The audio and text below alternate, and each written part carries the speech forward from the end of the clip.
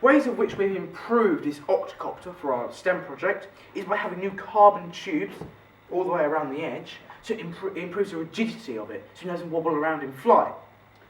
Such carbon tubes are like this, that type of thickness, maybe thicker.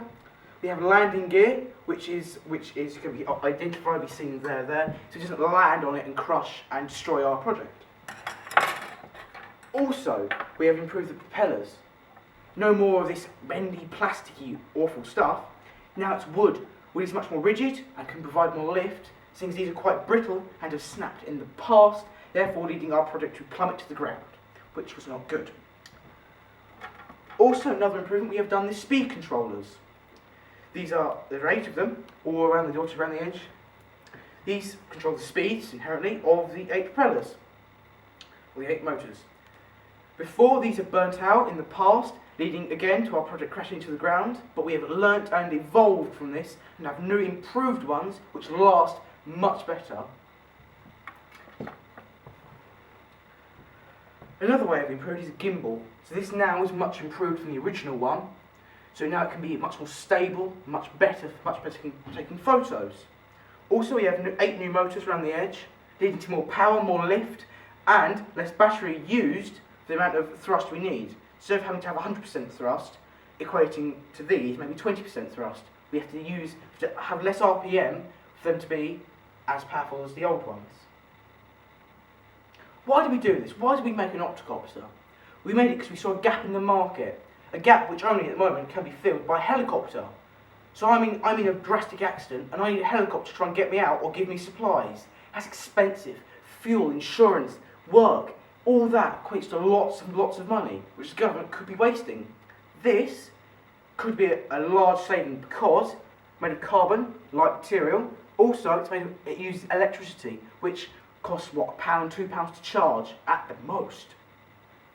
Thus, reducing the cost of fuel and oil, which is actually on the rise.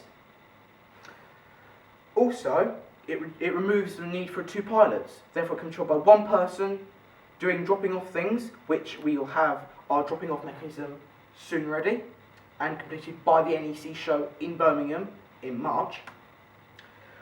Also, we have the frame of the project has been improved greatly. The original frame was made of heavy aluminium. This carbon fibre, much lighter. As you can see here, we have many frame designs, all of which were in the past too heavy and the motors could not lift, and we didn't satisfy the specs we needed to complete our role as a search and rescue drone, in a sense. Carbon is much stiffer than aluminium and is actually stronger than steel. Therefore, it's stronger than aluminium and lighter. Best of both worlds. The overall goal we tried to do this was try and get the best specs we could out of what we had, and what we've now got, better connectors, improved. We've got the best specs of the frame. We did it generally because you see people and you think, God, that's really moving with the times. So instead of having maybe a project that tries to do other things, such as water involving that, this is very modern. You have carbon tubes, modern technology. You have all these flight controllers, modern technology. Wooden blades sound old, but very modern in the sense that they are they can produce a lot of lift. Motors, no. Everything is moving with the times. Instead of having, as I've said before, a water thing, this could do search and rescue, taking photographs of someone's house, for example. Instead of them wanting like a Google Earth photo, which is pixelated, quite not very nice, not get the correct camera angle, this can be hired out, and then you can have the GoPro or the other cameras are available, with the gimbal, placed on here and do photos around their house and have a nice sort of scenario, a nice sort of panoramic shot above the house and maybe around the house. So they can have a nice picture of their house in their house.